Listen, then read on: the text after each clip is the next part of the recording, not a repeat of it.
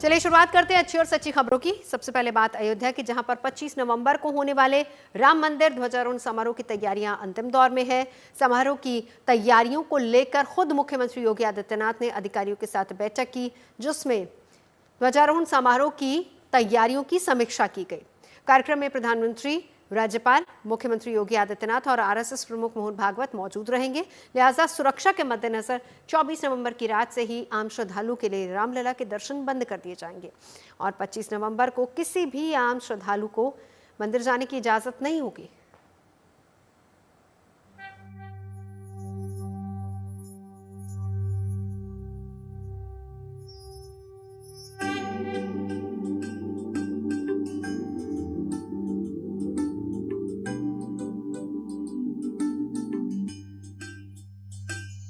सजने लगी है अयोध्या नगरी, बढ़ने लगी है राम भक्तों की भीड़, क्योंकि होने जा रहा है भव्य ध्वजारोहण समारोह, जो होगा इसी महीने की 25 तारीख को।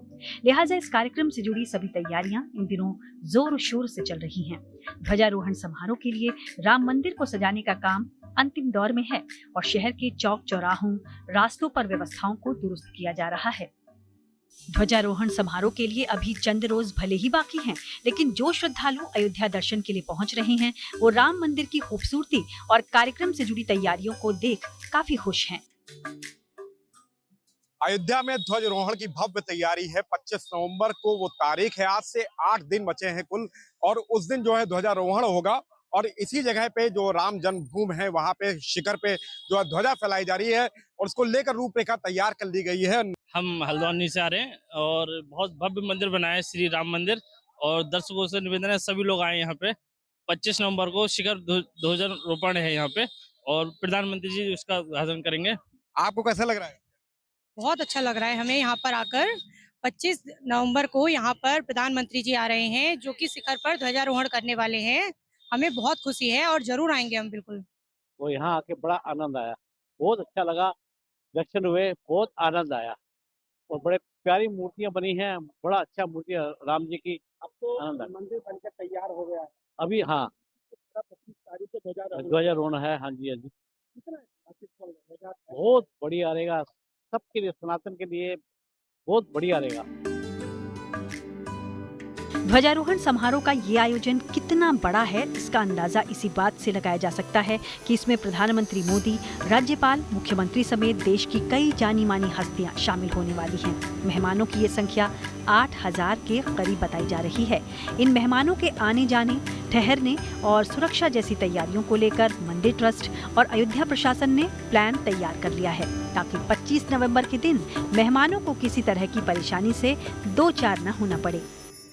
श्री राम जन्मभूमि की जो ये ध्वजारोहण का कार्यक्रम है, वो व्यापक स्तर पर तैयारी उसकी चल रही है। हमारे श्री राम जन्मभूमि तीर्थ क्षेत्र के महासचिव आदरणीय चंपत राय जी के मार्गदर्शन में लगातार बैठकों का सिलसिला जारी है और इन बैठकों के माध्यम से जो है लोग अपने अपने दायित्वों का निर्वहन कर रहे हैं, चाहे वो आवास व्यवस्था से संबंधित हो, चाहे वह भोजन आदि की व्यवस्था से संबंधित हो और या परिसर में साज सज्जा की व्यवस्था हो। सभी जो है अपने अपने अनुसार उनके अपने दायित्वों का पालन कर रहे हैं। मुझे लगता है कि आने वाला दिन जो 25 नवंबर का है, वह इतिहास के पन्नों में दर्ज होगा, क्योंकि ये ध्वजारोहण का कार्यक्रम या आरोहण का कार्यक्रम जो है, वह विश्व को एक संदेश भी देगा कि समग्र समाज एकजुट हो और एकजुटता से कुछ भी हासिल किया जा सकता है। खबर है कि राम मंदिर के शिखर पर ध्वजारोहण के लिए 30 मिनट का शुभ मुहूर्त तय किया गया है।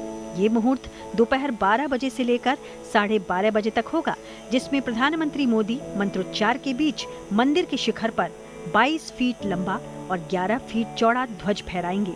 इस दौरान पूरा मंदिर परिसर शंखनाद, ढोल नगाड़ों और घंटे घड़ियाल की आवाज से गूंज उठेगा। 25 नवंबर 2025 को मंगलवार है। मंगलवार के दिन अयोध्या में श्री राम जन्मभूमि पर ध्वजारोहण किया जाएगा। ध्वजारोहण अर्थात मंदिर के शिखर पर ध्वज जमीन से नीचे धीरे धीरे चढ़ाया जाएगा। ध्वज को मंदिर का शिखर अर्थात जमीन से 190 फीट की ऊंचाई तक ले जाया जाएगा। इस अवसर पर भारत के प्रधानमंत्री माननीय नरेंद्र भाई मोदी और राष्ट्रीय स्वयंसेवक संघ के सरसंघ चालक डॉक्टर मोहन भागवत जी, उत्तर प्रदेश के मुख्यमंत्री आदरणीय योगी आदित्यनाथ जी एवं उत्तर प्रदेश की राज्यपाल महोदया श्रीमती आनंदीबेन पटेल उपस्थित रहेंगी। लेकिन ये आयोजन सभी देशवासी, संसार भर के लोग अपने अपने घरों में बैठकर टेलीविज़न पर देख सकेंगे। अयोध्या नगर में स्थान स्थान पर विकास प्राधिकरण की ओर से सड़कों पर बड़े बड़े पर्दे लगाए गए हैं। उन पर्दों पर यह आयोजन दिखाया जाएगा। 25 नवंबर को होने वाले ध्वजारोहण समारोह को लेकर सुरक्षा एजेंसियां भी अलर्ट पर हैं। राम जन्मभूमि परिसर में अतिरिक्त मेटल डिटेक्टर, डॉग स्क्वाड और सर्विलांस बढ़ाई जा रही है। मंदिर के आसपास 24 घंटे निगरानी के लिए नए कैमरे, हाईटेक कंट्रोल रूम और अतिरिक्त सुरक्षा कर्मी तैनात किए जा रहे हैं। वहीं प्रशासन ने सुरक्षा कारणों के चलते सभी मेहमानों से मोबाइल फोन साथ न लाने की अपील की है। देखिए, आगामी वीआईपी विजिट को दृष्टिगत रखते हुए और जो आयोजन यहाँ पे होना है उसको दृष्टिगत रखते हुए हमारे और डीएम साहब द्वारा, सभी पुलिस और प्रशासनिक अधिकारियों द्वारा जो जिम्मेदारी, जो एरिया ऑफ रिस्पॉन्सिबिलिटी उनको दिया गया है, वहाँ पर लगातार स्थलीय निरीक्षण चल रहा है, भ्रमण चल रहा है। अन्य जो विभाग हैं उनके साथ समन्वय स्थापित करके तैयारियों को समयबद्ध तरीके से किया जा रहा है।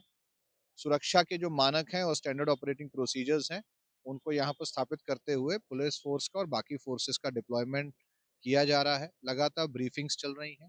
पूरे क्षेत्र को सीसीटीवी कैमरा से लैस करते हुए कंट्रोल रूम के माध्यम से निगरानी की जा रही है। ध्वजारोहण समारोह का ये उत्सव न सिर्फ अयोध्या के लिए ऐतिहासिक है, बल्कि देश दुनिया में मौजूद करोड़ों राम भक्तों के लिए भी ये दिन बहुत खास होने वाला है। अयोध्या से मयंक शुक्ला के साथ bureau report, good news today.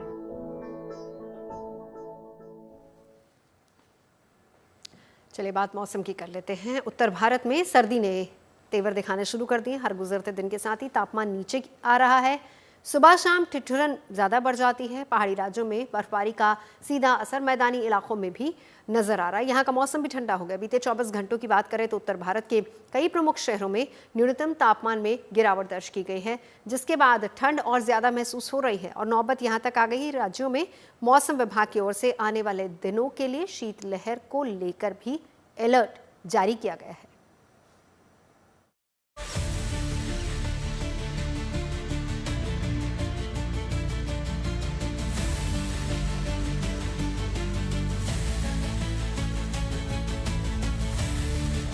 नवंबर का तीसरा हफ्ता और सर्दी ने तेवर दिखाने शुरू कर दिए हैं। पहाड़ से लेकर मैदान तक हर गुजरते दिन के साथ सर्दी बढ़ती जा रही है। खासकर उत्तर भारत के राज्यों में सुबह और शाम ठिठुरन बढ़ गई है। बीते दिनों पहाड़ी राज्यों में हुई बर्फबारी का सीधा असर अब मैदानी क्षेत्रों के मौसम पर नजर आ रहा है। पिछले 24 घंटों के दौरान उत्तर भारत के कई शहरों में न्यूनतम तापमान में गिरावट दर्ज की गई। आलम यह है कि दिल्ली में नवंबर की ठंड ने इस बार बीते 3 साल का रिकॉर्ड तोड़ दिया है। मौसम विभाग के अनुसार एक दिन पहले दिल्ली में पारा 9 डिग्री सेल्सियस दर्ज किया गया, जो सामान्य से 4.5 डिग्री कम रहा, जबकि नवंबर 2022 में पारा 7.3 डिग्री सेल्सियस रहा था। ये हाल अकेले दिल्ली का नहीं है, बल्कि पड़ोसी राज्यों में भी तापमान 10 डिग्री सेल्सियस के नीचे दर्ज किया गया है।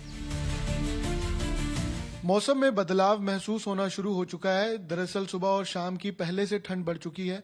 और क्या ये ठंड कंसर्निंग है, क्या ये कोई रिकॉर्ड भी ब्रेक कर रही है, या फिर ये नवंबर या दिसंबर की जो विंटर्स की शुरुआत है वो एक यूजुअल टेम्परेचर है? देखिए, मिनिमम टेम्परेचर जो है पंजाब हरियाणा में अब 10 डिग्री से नीचे आ गए हैं। तो अगर टेम्परेचर 10 से नीचे आ जाते हैं तो कोल्ड एयर कंडीशन जो है वो हमारे क्राइटेरिया के हिसाब से हो जाते हैं। तो अभी हिसार में जो है लोएस्ट टेम्परेचर 60 डिग्री सेल्सियस है, जो 5 डिग्री सेल्सियस कम है सामान्य से।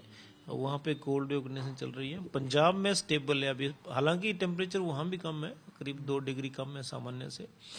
और ये जो सिलसिला है लगभग स्टेबल रहेगा, आगे कोई इसमें बड़ा अंतर नहीं आएगा। दिल्ली, हरियाणा और पंजाब जैसा ही मौसम का सर्द मिजाज राजस्थान के कई शहरों में दिखाई दे रहा है। राजस्थान के 10 से ज्यादा शहरों में तो तापमान सिंगल डिजिट में दर्ज किया जा रहा है। जयपुर मौसम विभाग की ओर से राज्य में अगले कुछ दिन इसी तरह का मौसम रहने और प्रदेश में सुबह और शाम तेज सर्दी और हल्की शीतलहर की संभावना जताई गई है। राजस्थान के अलग अलग कुछ ज़िलों में शीतलहर महसूस की जाना शुरू हो चुकी है। कोल्ड वेव यहाँ पे फील कर पा रहे हैं सभी लोग और मौसम में टेम्परेचर में गिरावट भी देखी जा रही है। अगर मैं मिनिमम टेम्परेचर की बात करूँ तो यहाँ पे शेखावटी बेल्ट में 5.5 डिग्री मिनिमम टेम्परेचर रिकॉर्ड किया गया है, जो कि नॉर्मल से 5.5 डिग्री कम है। कुल मिलाकर अगले 2-3 दिन पूर्वी राजस्थान में कहीं कहीं शीतलहर की परिस्थिति रहेगी। इसके बाद यदि देखें तो फिलहाल अगले 2 सप्ताह के दौरान बारिश की संभावना नहीं है और नवंबर के आखिरी सप्ताह में एक बार फिर से विंड पैटर्न चेंज होगा और खासकर उत्तर पश्चिमी और उत्तरी राजस्थान में न्यूनतम तापमान में फिर गिरावट होगी, यानी कि नवंबर के आखिरी सप्ताह में एक बार फिर से कहीं कहीं कोल्ड वेव की परिस्थिति बन सकती है। राजस्थान के पड़ोसी राज्य मध्य प्रदेश की बात करें तो राज्य के कई जिलों में इन दिनों दिसंबर जनवरी जैसी ठंड लोग महसूस कर रहे हैं। बताया जा रहा है कि उत्तर से आ रही ठंडी हवाओं ने कई जिलों में कड़ाके की ठंड कर दी है। भोपाल और इंदौर का न्यूनतम तापमान 6.4 डिग्री सेल्सियस दर्ज हुआ, जो इस सीजन का सबसे न्यूनतम स्तर है। मौसम विभाग ने अनुमान जताया है कि आने वाले दिनों में ठंड और बढ़ सकती है और न्यूनतम तापमान में और गिरावट देखने को मिलेगी। ऐसे में मौसम विभाग ने प्रदेश के 23 जिलों में शीतलहर का अलर्ट जारी किया है। इस बीच मौसम विभाग ने मध्य प्रदेश की राजधानी भोपाल समेत इंदौर और राजगढ़ में तीव्र शीतलहर चलने का ऑरेंज अलर्ट जारी किया है। इसके साथ ही विदिशा, रायसेन, सीहोर, बैतूल, हरदा, खंडवा, बालाघाट समेत ऐसे कई जिले हैं जहां पे मौसम विभाग ने शीतलहर चलने का या कोल्ड डे रहने का येलो अलर्ट जारी किया है। कुल मिला के देखा जाए तो आने वाले दिनों में मध्य प्रदेश में न केवल कड़ाके की ठंड का दौर शुरू होगा, बल्कि आने वाले कुछ दिनों में मध्य प्रदेश में कोल्ड वेव लोगों की परेशानियों को और ज्यादा बढ़ाएगी। मौसम के मिजाज में हो रहे बदलाव के कारण आने वाले दिनों में ठंड और बढ़ेगी, लिहाजा घर से निकलते वक्त गर्म कपड़े पहने और कान नाक को अच्छे से कवर करें। खासकर बच्चों और बुजुर्गों का तो विशेष ध्यान रखने की जरूरत है। चंडीगढ़ से अमन भारद्वाज, जयपुर से रिदम जैन और भोपाल से रवीशपाल सिंह के साथ bureau report, good news today.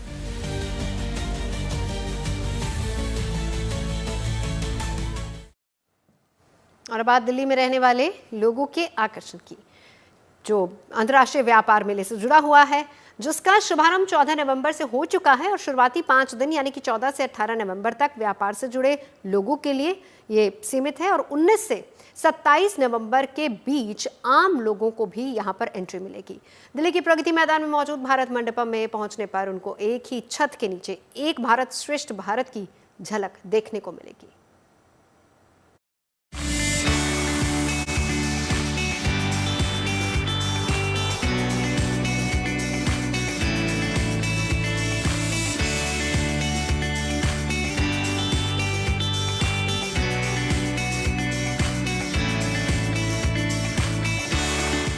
Bharat की सारी विविधता एक ही छत के नीचे दिख रही है। दिल्ली की शान भारत मंडपम में एक भारत श्रेष्ठ भारत की भावना साकार हो रही है। देश के सबसे बड़े व्यापार आयोजनों में से एक इंडिया इंटरनेशनल ट्रेड फेयर का आयोजन चल रहा है, जहां 27 नवंबर तक एक ही छत के नीचे सभी तरह के उत्पादों की खरीदारी के साथ साथ खाने पीने का भी आनंद उठाया जा सकता है। शरद ऋतु की शुरुआत के साथ ही तीखी सर्दी दस्तक देने वाली है। मौसम में हो रहे बदलाव के साथ खान पान में भी बदलाव जरूरी हो जाता है। तब सबसे ज्यादा याद आती है तिल गुड़ से बनी चीजें, जो सेहत के लिए काफी फायदेमंद रहती हैं। इनमें सबसे ज्यादा गजक और तिल पट्टी के फायदे गिनाए जाते हैं। जो यहाँ की तिलपट्टी की खासियत है, जो मुझे बताया गया वो ये बताया गया कि राजा महाराजा यहाँ आते थे, ये लेके जाते थे, खाते थे और जंग जीत के आते थे। तो आज बड़ी इंटरेस्टिंग बात है कि जिसने भी अपनी जिंदगी की जंग जीतनी है वो यहाँ पर आए। सर ये बताइए क्या खास बात है, क्या कहानी है इसके पीछे? राजस्थान जयपुर से आया है और आपके लिए बहुत सारी गजक लेके आए हैं, कई प्रकार की गजक लेके आए हैं। ये है ब्यावर की तिलपट्टी। ये हिंदुस्तान में एक ही जगह बनती है और बिकती हर जगह है। ये सिंगल तिल पे बनती है, एक तिल पे दूसरा तिल नहीं होता है इसके ऊपर। एक ये है हमारे पास में बिना दांत से खाने वाली गजक। बिना दांत से खाने वाली? बिना दांत से खाने वाली गजक है। इसको क्या है, छोटा बच्चा खाए, बड़ा बुजुर्ग खाए, ये दांत लगाने की जरूरत नहीं है, होठों से गजक टूट जाती है, इसलिए कस्ता गजक कहते हैं इसको। इसके बाद किसकी बारी आती है? इसके बाद है पीनट चिक्की। ये कम मीठे की पीनट चिक्की है, इसमें बिल्कुल मीठा कम होता है। और नहीं खाऊंगी, ये ज्यादा स्वाद लग रही है मुझे। बहुत खाने में बहुत सॉफ्ट होती है, ये ऐसी रहती है। ये खा के देखिए आप। मैं इसी का इंतजार कर रही थी, रजवाड़ी बर्फी का। ड्राई फ्रूट में बनती है ये। काजू, पिस्ता, बादाम, अखरोट, देसी घी में। अच्छा, इसमें चीनी है या गुड़ है? गुड़ में मैडम, गुड़ में। सीजन गुड़ का है तो गुड़ ही खिलाएंगे आपको। सच में बर्फी वाला टेस्ट है। मैं अब आपको सच्ची बताऊं, मुझे सबसे बढ़िया रजवाड़ी बर्फी लगी है। ऑर्गेनिक फल सब्जियों की तरह ही ऑर्गेनिक मेकअप के सामान भी मिलने लगे हैं। झारखंड की रहने वाली शिखा जैन नाम की एक महिला ने अपनी मेहनत और लगन से न सिर्फ खुद के लिए एक नया रास्ता बनाया, बल्कि अपने साथ कई दूसरी महिलाओं को भी रोजगार से जोड़ा। आज शिखा और उनका समूह ऑर्गेनिक मेकअप प्रोडक्ट्स बनाकर सैकड़ों महिलाओं के लिए मिसाल भी पेश कर रही हैं। उनके ऑर्गेनिक मेकअप का सामान प्राकृतिक तरीके से बना है, जिनमें हानिकारक रसायन नाम मात्र का है, जैसे घी से बनी स्पेशल लिपस्टिक। हमारी ऑर्गेनाइजेशन का नाम है नीव हर्बल हैंडमेड सोप्स।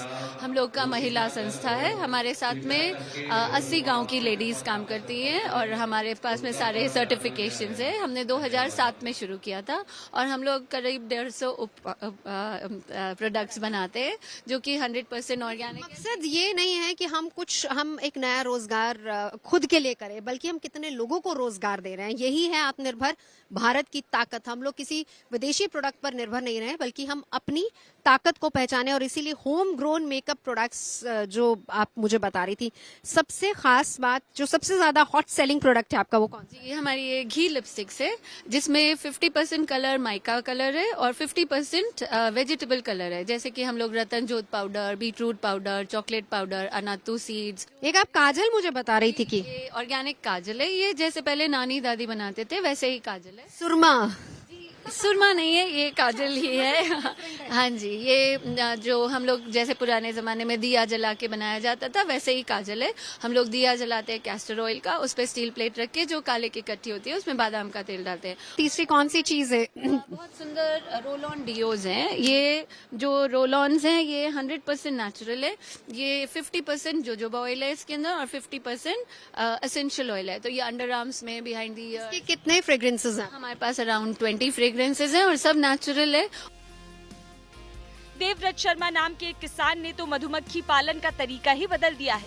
वो उसके जरिए शहद के अलावा मोम और दूसरे उत्पादों को तैयार करते हैं, जिनकी घरेलू बाजार के अलावा इंटरनेशनल मार्केट में भी भारी डिमांड है।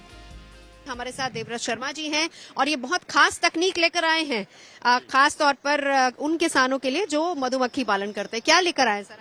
हम मधुमक्खी के बारे में जो भी नई चीज लोग जानते हैं कि वो कि हनी निकालते हैं, लेकिन मधुमक्खी से केवल शहद ही नहीं मिलता, हमें मोम भी मिलता है, बीज वैक्स जिसको बोलते हैं, पोलन मिलता है, प्रोपोलिस मिलती है, रॉयल जेली मिलता है और बी वैनम मिलता है। जो मधुमक्खी का जो डंक होता है उसको बिना कुछ हानि पहुंचाए बिना ही हम उसका बी वैनम निकाल सकते हैं, जिसकी इंटरनेशनल मार्केट में 60 लाख रुपए किलो से लेके 1 करोड़ रुपए किलो की कीमत है।